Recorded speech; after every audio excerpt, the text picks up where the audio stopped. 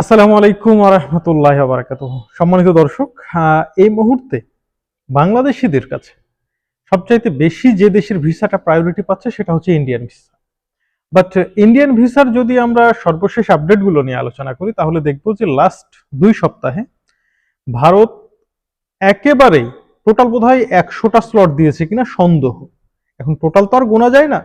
যেমন লাস্ট সপ্তাহের কথা বলি, ৫টা দিন, তার মধ্যে একদিন ছুটির কারণে বন্ধ ছিল, অর্থাৎ তাদের সম্ভবত প্রজাতন্ত্র দিবস ছিল। বাকি থাকে আরো ৪ দিন। এই ৪ দিনে জাস্ট একটা দিনই ৪ থেকে ৫টা স্লট বা ৬টা স্লট দিয়েছিল তারা। বাদ বাকি প্রত্যেক দিনই স্লট তারা একেবারে মানে আনঅফিসিয়ালি বন্ধ করে রেখেছে। আনঅফিসিয়ালি বলছি এ কারণেই, যদি কোনো কারণে কোনো দিন স্লট না দিতে পারে তারা ইতিপূর্বেও কিন্তু আগে বিজ্ঞপ্তি দিয়ে দিয়েছিল যে অমুক অমুক দিন বন্ধ থাকবে স্লট। সুতরাং এই দিনগুলোতে আবেদন করা যাবে না এবং পরবর্তীতে আপনারা এইভাবে আবেদন করবেন। ভালো কথা। কিন্তু এরকম যদি কোনো ডিক্লারেশন না আসে, বাট আমরা যদি স্লট না পাই, তখন সেটাকে তো অবশ্যই আনঅফিসিয়ালি বলতে হবে। তো আসলে ভিসা যেটা দিচ্ছে সেটা নামমাত্র। তো এই নামমাত্র ভিসাতে আসলে বাংলাদেশিদের যে একটা বিগ প্রবলেম ক্রিয়েট হয়ে গেছে, সেই প্রবলেমটা আসলে কি সলভ হওয়া সম্ভব? উত্তর হচ্ছে না, কখনোই সম্ভব না। তো এর জন্য এখন বিকল্প কি? বিকল্প হচ্ছে আপনি চাইলে বাংলাদেশে ট্রিটমেন্ট করতে পারেন, আর বাংলাদেশে ট্রিটমেন্টের প্রতি যদি আস্থা না থাকে, আপনার ফিনান্সিয়াল ক্যাপাবিলিটি যদি ভালো থাকে, তাহলে আমি সাজেস্ট করব আপনি থাইল্যান্ড যান। একটা কথা বলে রাখি আবারও, আমি আমার আগের ভিডিওগুলোতেও বলেছি, থাইল্যান্ড হচ্ছে পৃথিবীর শীর্ষ ৩টা চিকিৎসাতে মানে চিকিৎসা ব্যবসায় বা মেডিকেল ট্যুরিজমে অন্যতম শীর্ষ ৩টা দেশের মধ্যে একটা হচ্ছে থাইল্যান্ড। ইটালি এবং যুক্তরাজ্যের পরেই তাদের অবস্থান। থাইল্যান্ডের ট্রিটমেন্ট কস্ট তুলনামূলক ইতালি, যুক্তরাজ্য এদের তুলনায় কম হওয়ায় সেখানে বিভিন্ন দেশ, পৃথিবীর বিভিন্ন দেশ থেকে অনেক অনেক রুগী আসে। বিশেষ করে মিডল ইস্টের মানুষের জন্য এক কথায় গন্তব্য হচ্ছে থাইল্যান্ড।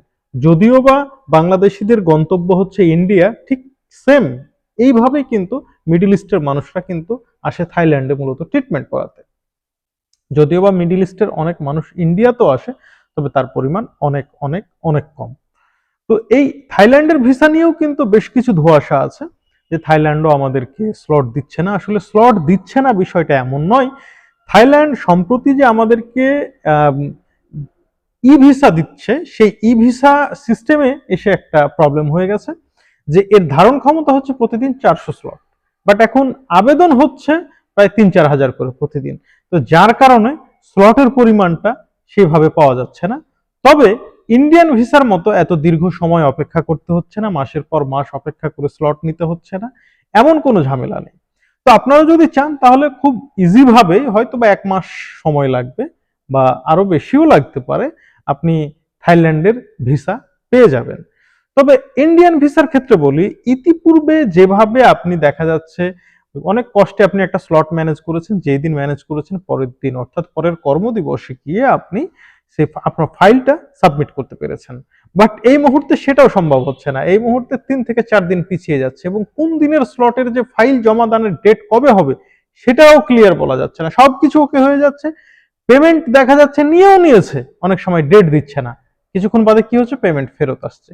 নানা রকম ঘটনা, অঘটনা, দুর্ঘটনা দিয়েই কিন্তু ভারতের সাথে আমাদের এই ভিসার কার্যক্রম চলছে।